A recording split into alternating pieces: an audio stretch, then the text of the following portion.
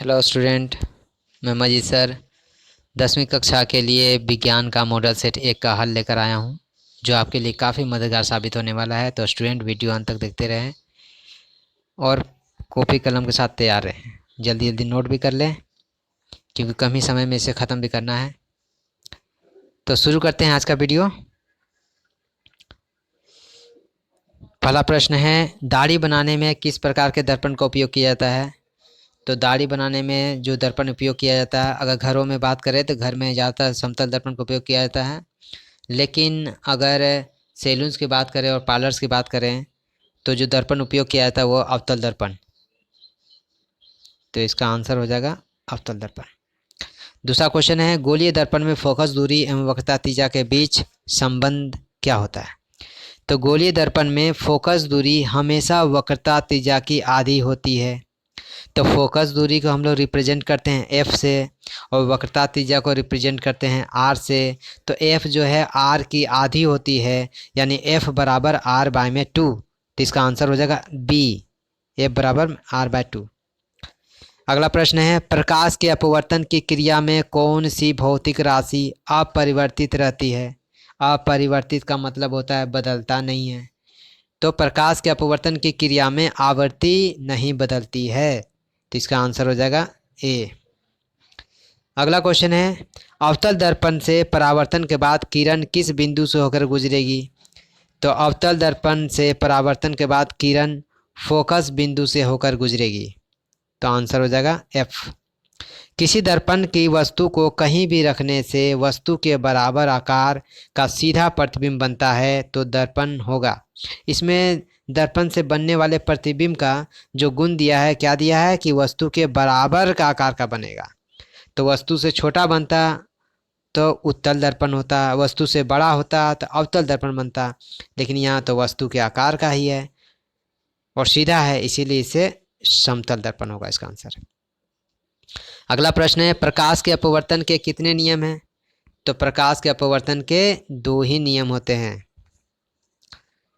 अगला प्रश्न है, किसी गोलीय दर्पण की वक्रता त्रिज्या 50 सेंटीमीटर है तो इसकी फोकस दूरी क्या होगी? तो वक्रता त्रिज्या अभी जैसे हम लोग पहले प्रश्न में देखें, आगे के प्रश्न पिछले में, कि फोकस दूरी वक्रता त्रिज्या की आधी होती है। तो फोकस दूरी वक्रता त्रिज्या यानी 50 की आधी होगी। तो 50 की आधी होती है 25। तो इसका आंसर हो जाएगा 25 सेंटीमीटर। अगला प्रश्न है, 1 मीटर फोकस दूरी वाले उत्तल लेंस की क्षमता होगी। क्षमता को हम लोग पावर बोलते हैं इंग्लिश में। तो क्षमता को पावर का फॉर्मूला था P बराबर 1/f। फॉर्मूला क्या था? P बराबर 1/f। तो अगर f का वैल्यू यहाँ दिया हुआ है 1 मीटर, तो हम यहाँ 1 लिख देंगे और 1 को 1 से भाग देंगे तो कितना आएगा? 1 आएगा। अब यहाँ 1 में 2 ऑप्शन देखते हैं हम लोग, एक -1d है, एक 1d है। तो उत्तल लेंस होने के कारण उत्तल लेंस की फोकस दूरी हमेशा धनात्मक होती है, यानी प्लस में होगा। तो ये माइनस वाला आंसर नहीं होगा, आंसर होगा बी। तो इसका आंसर हो जाएगा 1d। अगला प्रश्न देखते हैं। अगला प्रश्न है, किसी उत्तल लेंस की फोकस दूरी हमेशा होती है। तो अभी जैसे मैंने बताया कि उत्तल लेंस की फोकस दूरी हमेशा धनात्मक होती है, यानी पॉजिटिव। तो इसका आंसर हो जाएगा ए। प्रकाश का वेग न्यूनतम होता है निर्वात में, जल में, वायु में या कांच में? तो प्रकाश का वेग न्यूनतम यानी सबसे कम होता है जल में। अगला प्रश्न है, 4D क्षमता वाले अवतल लेंस की फोकस दूरी क्या होगी? तो अब क्षमता दिया हुआ, पावर, फोकस दूरी निकालना है। तो अब फॉर्मूला क्या होगा? F बराबर 1/p। और यहाँ P का वैल्यू हमको मालूम है, कितना दिया है? 4D। तो P को हटा के हम क्या ले देंगे? 4। तो 1/4 को जब डिवाइड देंगे तो क्या आएगा? 0.25। 25 ये आया, लेकिन ये मीटर में आया है, तो मीटर को सेंटीमीटर में बदलना है तो 100 से गुना कर देंगे। तो 0.25 को जब 100 से गुना करेंगे तो आएगा 25 सेंटीमीटर। तो इसका आंसर हो जाएगा 25 सेंटीमीटर। अगला प्रश्न है, किसी उत्तल लेंस का फोकसांतर 50 सेंटीमीटर है तो उसकी क्षमता क्या होगी? अब फोकस दिया है, क्षमता फिर निकालने बोल रहा है। क्षमता यानी पावर, तो पावर यानी P, पावर यानी P, तो P बराबर 1/f, और F कितना दिया 50। ठीक है, अब इसको जब हम करेंगे तो आएगा 0.02, तो 0.02 है, तो ये तो किस में निकल गया, सेंटीमीटर में। मीटर में जब बदलेंगे तो आएगा 2, क्योंकि पावर जो है वो मीटर में ही निकालना पड़ेगा, और मीटर के बाद इसको डायोप्टर में चेंज करते हैं, तो 2 मीटर यानी 2 डायोप्टर। मीटर में जब चेंज करेंगे इसको, ये इस नंबर को जब चेंज करेंगे तो क्या आ जाएगा, मीटर में 2 आएगा, और पावर को डिनोट करते हैं डी से, तो 2D हो गया। और ये कौन सा लेंस है, लेंस देखते हैं, फिर उत्तर लेंस से, उत्तर लेंस यानी पॉजिटिव होना चाहिए, इसीलिए इसका आंसर हो जाएगा डी, 2D। इसका आंसर हो जाएगा डी वाला, 2D। अगला प्रश्न है, प्रकाश का वेग सर्वाधिक होगा, प्रकाश का वेग सबसे अधिक किस में होता है।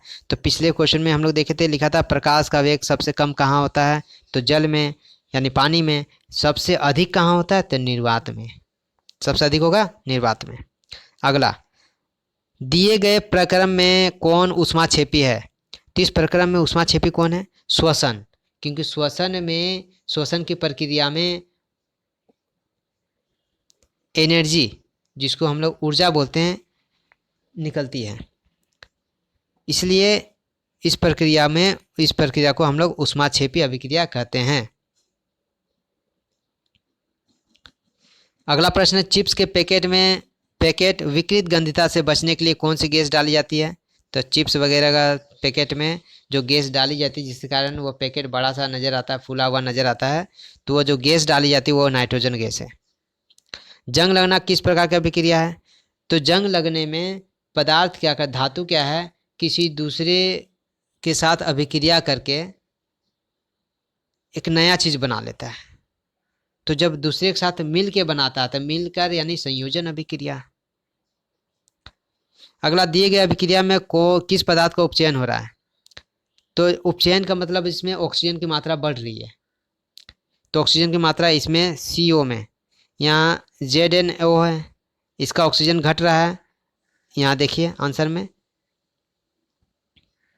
यहाँ Zn सिर्फ Zn है, यानी इसका ऑक्सीजन घट गया, लेकिन यहाँ जो कार्बन था इसका ऑक्सीजन बढ़ गया है, तो CO हो गया, इसीलिए इसका आंसर हो गया CO।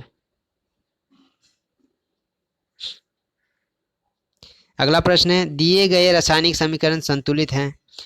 तो इसका संतुलित जो है 4 ऑप्शन दिया, चारों में एक सही है, तो उसका आंसर एक सही होगा, लेकिन इसमें एक मिसप्रिंट दिया हुआ, ये CaCO3 जो है, ये जो ब्रैकेट जो दिया हुआ है ये नहीं होगा।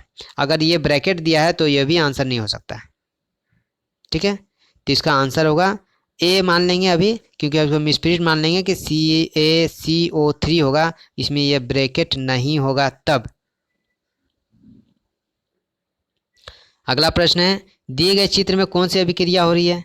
अब हमें देखते हैं अभिक्रिया क्या है। यहाँ Pb है, इसमें क्या लिखा हुआ Pb, यहाँ CuL2 है, फिर इधर अभिक्रिया होने के बाद क्या आ रहा है उत्पाद, PbCl2 और Cu। इसमें Pb जो है इसका Cl2 को ले रहा है, तब यहाँ PbCl2 बन रहा है, यानी इसको विस्थापित कर दे रहा है। तो इस तरह का अभिक्रिया को हम लोग बोलते हैं विस्थापन अभिक्रिया। अगला क्वेश्चन है, दिए गए पदार्थ में कौन गंधीय सूचक की तरह व्यवहार करता है, जो गंध से बता देता है कि अम्ल है कि क्षार है। तो ये प्याज का काम है। हड्डियों को जोड़ने के लिए डॉक्टर किस लवण का प्रयोग करता है। तो हड्डी को जोड़ने के लिए जिसका हाथ वगैरह टूट जाते हैं तो डॉक्टर क्या है सो प्लास्टर करते हैं। तो प्लास्टर जो करते हैं उसका नाम क्या होता है, प्लास्टर ऑफ पेरिस। तो इसका फॉर्मूला जो होता है वो CaSO4.12H2O होता है। तो इसका फॉर्मूला ये है, प्लास्टर ऑफ पेरिस। अगला प्रश्न है, व्यंजक चूर्ण का सूत्र क्या है। तो व्यंजक चूर्ण का सूत्र जो होता है CaOCl2 होता है। अगला प्रश्न है, इस चित्र में कौन अभिक्रिया हो रहा है। तो इस चित्र में हम देखेंगे तो पता चलेगा ये जल है, और जल में इलेक्ट्रिसिटी डाला जा रहा है, यानी करंट डाला जा रहा है, और ये 2 भाग में बट रहा है, एक हाइड्रोजन जा रहा है, एक ऑक्सीजन जाएगा। तो ये जल का क्या है, विखंडन हो रहा है, यानी टूट के 2 बन रहे हैं, तो ये वियोजन अभिक्रिया होगा। टमाटर में कौन सा अम्ल पाया जाता है? तो टमाटर में जो अम्ल पाया जाता है उसका नाम है ऑक्सैलिक।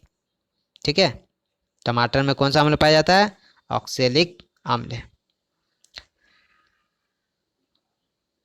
अगला प्रश्न आते हैं। अगला प्रश्न है तनुकरण प्रक्रिया में क्या होती है? तनुकरण प्रक्रिया में क्या होता है कि तनु का मतलब कम करना, यानी जल की मात्रा अधिक, अम्ल की मात्रा कम, इसको तनुकरण करते हैं।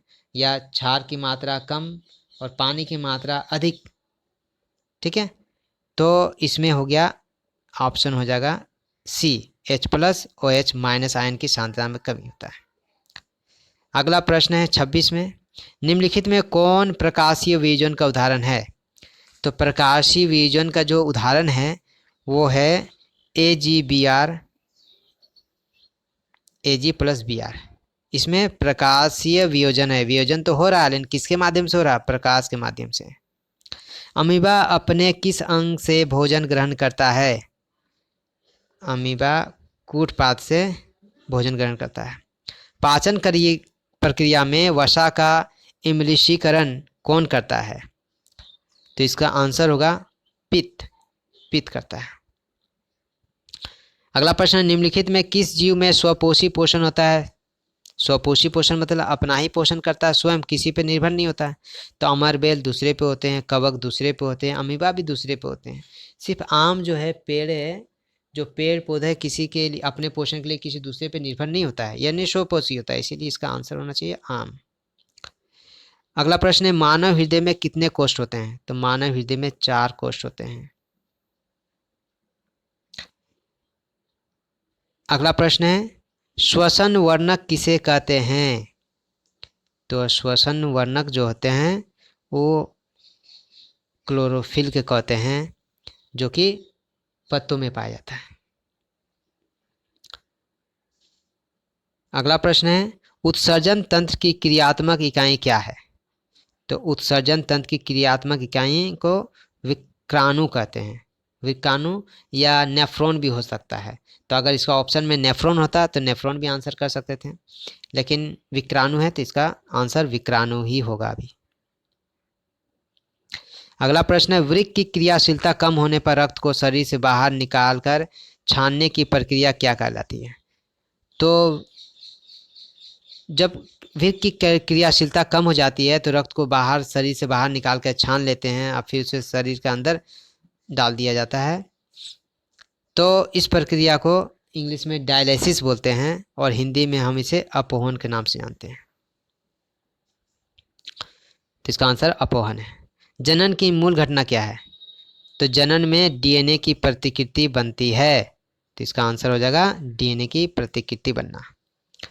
अगला प्रश्न है दिया गया चित्र किस प्रकार का जनन को दर्शाता है?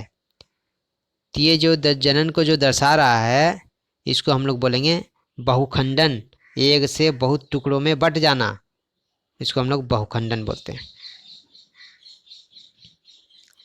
नर युग्मक तथा मादा युग्मक के संलयन को क्या कहते हैं? तो इसके संलयन को हम लोग निषेचन कहते हैं। लड़कों में यौवनावस्था में के लक्षणों का नियंत्रण कौन हार्मोन करता है? तो इसका हार्मोन का नाम याद रखिएगा, इसका हार्मोन का नाम है टेस्टोस्टेरोन। क्या नाम है? टेस्टोस्टेरोन। अगला प्रश्न है सौर स्थिरांक का मान क्या है? तो इसका मान 1.4 किलोवाट पर मीटर स्क्वायर होता है। अगला प्रश्न है जैव गैस का मुख्य घटक क्या है? तो जैव गैस का मुख्य घटक मीथेन होता है। और आखिरी प्रश्न, महासागरीय तापीय ऊर्जा प्राप्त करने के लिए महासागर के पृष्ठ के जल का ताप और 2 मीटर की गहराई के जल के ताप में कितना अंतर होना चाहिए? तो इसका अंतर 20 डिग्री सेल्सियस होना चाहिए। सो स्टूडेंट, ये आपका सेट कंप्लीट हो गया। फिर मिलते हैं नेक्स्ट वीडियो में, तब तक लिए गुड बाय।